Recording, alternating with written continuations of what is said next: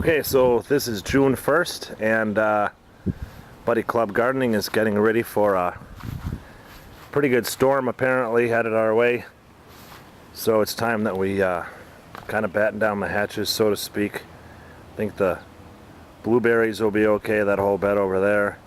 The lettuce, it's really close to having to be picked anyways, so maybe I'll just take that out. I don't think it's a big deal. The pots will probably, hanging baskets will probably come down and get set on the ground. Any pots and stuff that are up on top of everything here will get set down on the ground and we'll see what happens. I think we're going to be just fine though. They're saying we're going to get 50-mile-an-hour winds and tornado advisories, or tornado warnings, I mean, so we'll see what happens. Anyway, I just got some really neat tomatoes and tomato plants, and I've not put them ever into a container before, but I don't really have a whole lot of room in my beds right now, and I figured instead of filling this entire raised bed with all tomato plants, because I want to put, you know, a bunch of carrots and some other stuff in there, and maybe even some robins, which are flying all over the place trying to take my, there he is, trying to take my worms. Anyway, we're going to try to do some containers this time. Alright, say hi. Hi. Yep, Rachel and I got to get ready for the storm, right, Ray? Yeah. Okay. Unfortunately, the storm can kill plants. Storm can mess you up, man. Yeah. Alright, so we got more robins running around here again. Yeah. Anyways, this is what I wanted to talk about, and I wanted to see if anybody could possibly help me. Okay, so I have my mix is all tilled up here. I have some, let's see, spagnum peat moss. We've got some compost, and we have one bag of garden soil for flowers and vegetables. The mixture is 1 to 1 to 1. So that 1 to 1 to 1 mixture is what's in here. It's going to be for all these bad boy tomatoes going into these containers that have been drilled out. I'm going to put one in here. The holes have been drilled out. I put a piece of screen at the very bottom of the container, and I have filled it with that mixture. This particular tomato plant is called White Queen. Okay, so I'm going to put 2 plants in this particular container. Once again, I really hope that my mix right here is pretty good. I certainly think so. It smells awfully good, I'll tell you that much. Nice and earthy, really rich stuff. So I have to get it a little bit more wet, obviously.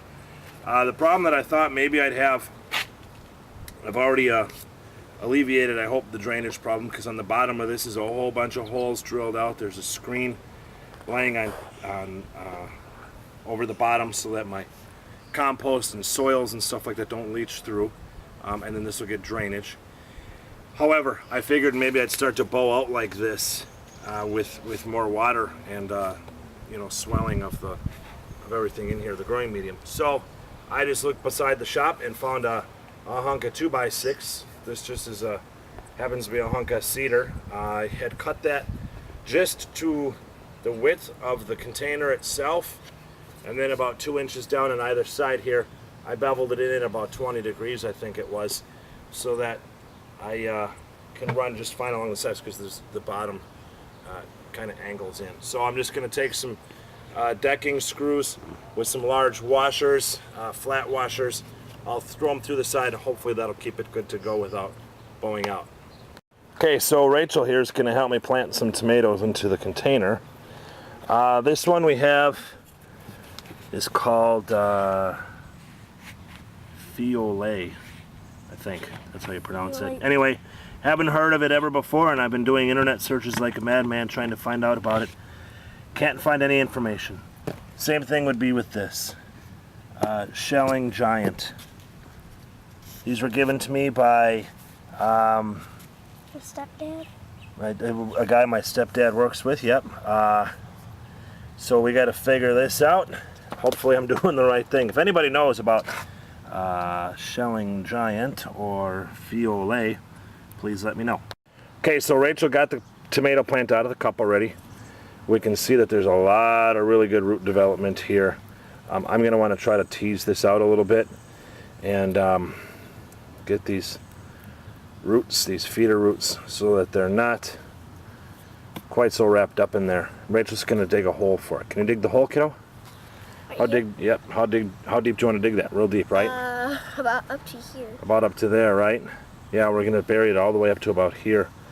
So that way, everything down below my finger will, we can have the tomato plant right down there. Everything from my finger down will shoot out roots and stuff. Tomato plants, really, not too many other plants out there that I know of that'll do this. So take advantage of it. Makes for a healthier root stock and so forth.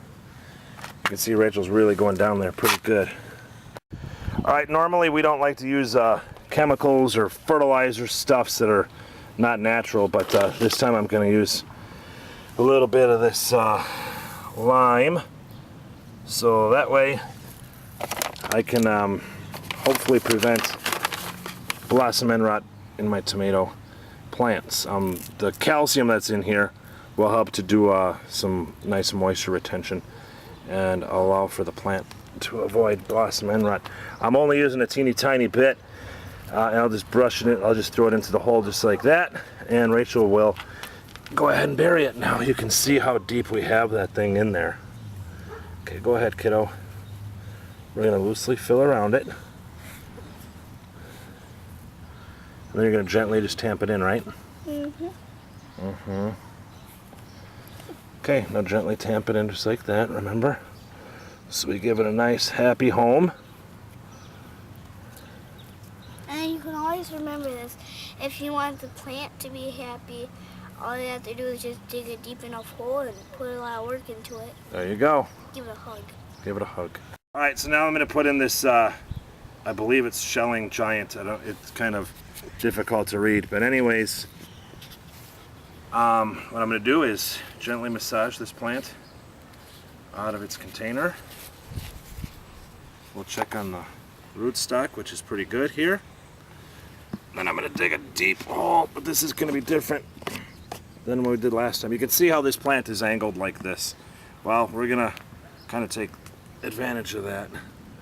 And I'm going to plant this on an angle so that I can cover up all this after I grab a little bit of that lime stuff I was talking about. There we go, a little bit. Put that in there just like that. That's what I'm going to do. This plant, even though it's laying like this right now, as it's seeking sun and so forth, it'll stand up and it'll be just fine. So now I have that much more of an advantage of that many more roots, and this plant to become that much more healthy. All right? All right, so I'm trying to focus. Those are little teeny tiny holes right there on the leaf of this Shellings Giant tomato plant. Are they the stomachs? I also have a couple little brown spots and stuff in here. Wonder if somebody could possibly tell me what that is. I'm going to grab my ortho problem solver, look it up, but maybe we can discuss that real quick. You folks can help me out, or maybe I'll come up with a solution of my own. Okay, so our tomatoes are all in, ready to go, and we just have to figure out how to trellis them, which we've done. Going to use the gutter from the garage roof. This is just real temporary. This is an old plant hanger, but from there goes sisal twine down, down, down, down, down to the tomato, where it is very gently wrapped in a loop, and then I'll continue to wrap it around the plant in a spiral form as it grows and grows and grows and grows and grows and grows and grows, and eventually takes over the entire planet because it'll be a huge tomato.